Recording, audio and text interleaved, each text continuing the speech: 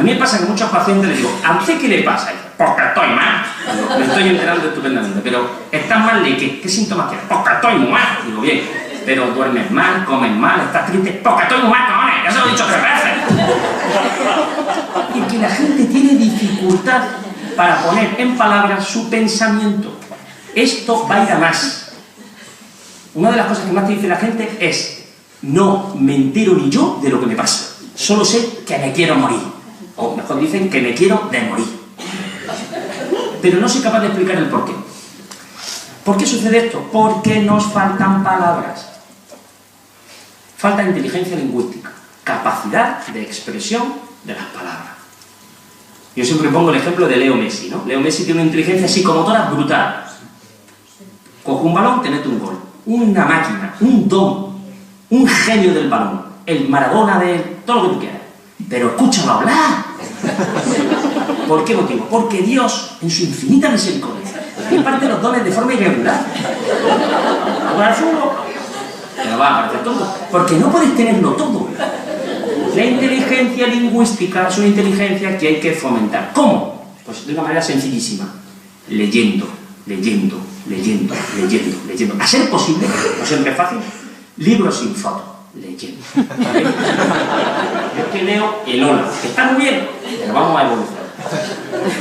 Una cosa que me parece interesantísima, fijaros, podríamos hablar de muchas religiones, pero en todas las religiones que le dicen, fijaros que las religiones monoteístas son las religiones del libro. Antiguo Testamento, Nuevo Testamento, el Corán. Y decimos, los cristianos, decimos palabra de Dios. Sin embargo, no decimos imagen de Dios. Es decir, transmitimos la verdad mediante la palabra. Para muchas religiones, por ejemplo, los judíos y, por ejemplo, los musulmanes, lo que hacemos los cristianos con las imágenes es una auténtica blasfemia. De hecho, si entráis en una mezquita, no hay imágenes. Y si entráis en una sinagoga, no hay imágenes. No hay imágenes de representación de Mahoma. Si se representa a Mahoma, pues muchos lo consideran una blasfemia, porque se considera que no se pueden adorar imágenes.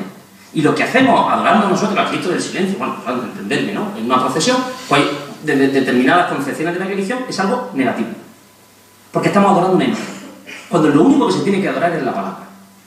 Bueno, me parece interesante porque fijaros que la palabra, precisamente, para muchos es lo que nos hace humanos, lo que nos distingue, entre otras muchas cosas, de los animales. Podemos hablar y podemos pensar, porque tenemos palabras.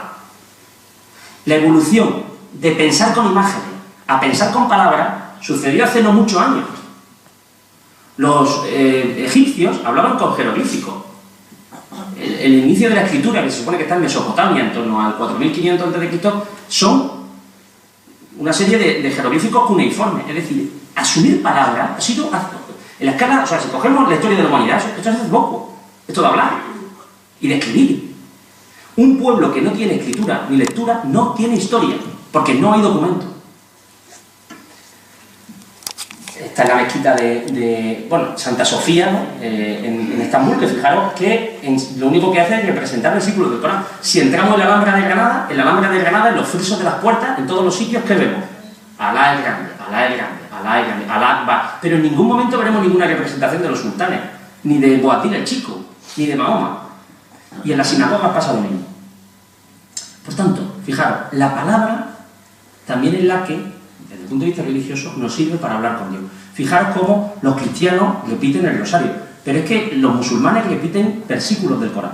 En las escuelas coránicas lo que hacen es memorizar continuamente versículos del Corán, como si en la palabra estuviera toda la verdad.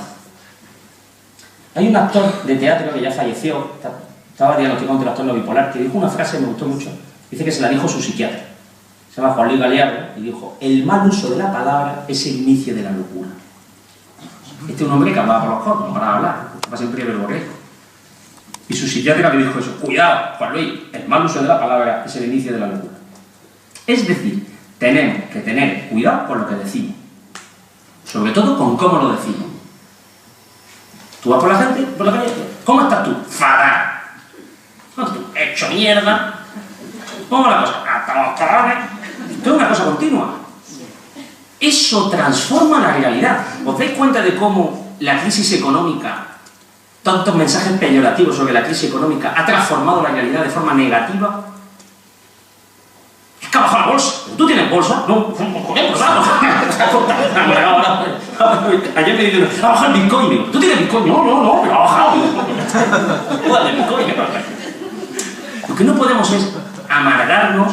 ¿Cuánta gente que tiene dinero y que ha tenido dinero no ha gastado ni un duro porque estamos en crisis? Y como estamos en crisis no se puede gastar. Si tú estás forrado ya, pero por si acaso, pues ya tan menos. La realidad se forma por las palabras. Nuestra realidad. Si yo digo, mi mujer es guapa, mi mujer es guapa. Porque ser guapa o fea es bastante subjetivo. Si yo digo, me va bien, me va bien. Si yo le digo al paciente, usted se va a curar, gente me dice, ¿pero cómo lo sabe usted? Digo, porque peor, es difícil que...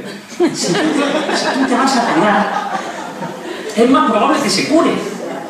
Si yo le digo al paciente, pues mire, yo esto no lo he visto nunca, yo esto lo veo muy raro, yo que sé, vi un caso una vez, se suicidó, pero bueno, no sé, voy a dar las pastillas, que no sé yo, como hago, pues se las toma, y no se las toma, y no, reviente, no venga más.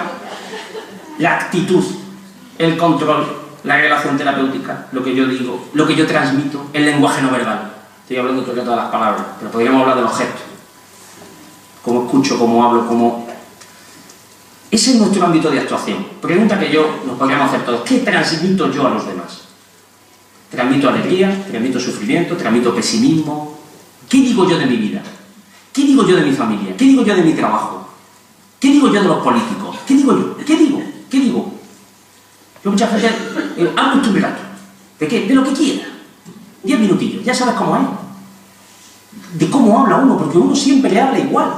Uno habla de lo que piensa.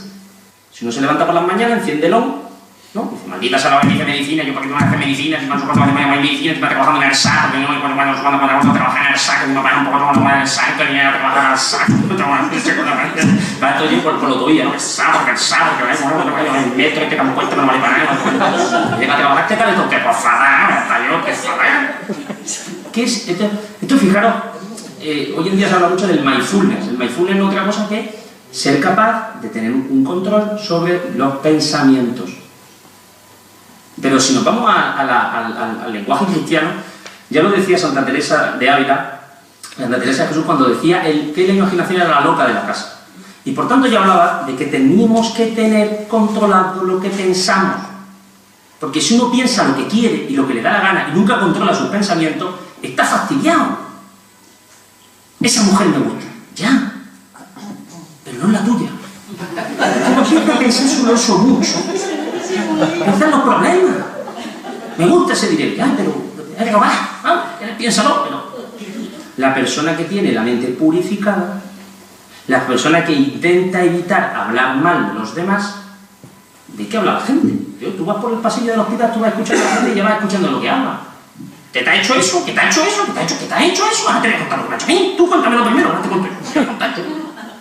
Es decir, si ese es nuestro discurso, si eso es lo que tenemos en la cabeza, bueno, antes hablo de la inteligencia lingüístico-verbal, que voy un poquito mal de hora, la lexitimia diríamos que es la incapacidad que tienen las personas de poner sus afectos en la boca, es decir, de expresar sus emociones con palabras. Esto es muy típico de las personas de hoy en día. No ser capaz de manifestar lo que yo pienso, lo que yo siento. ¿Cómo puedo mejorar eso? Mejorando mis palabras, mejorando mi vocabulario. ¿Qué transmito yo en los demás?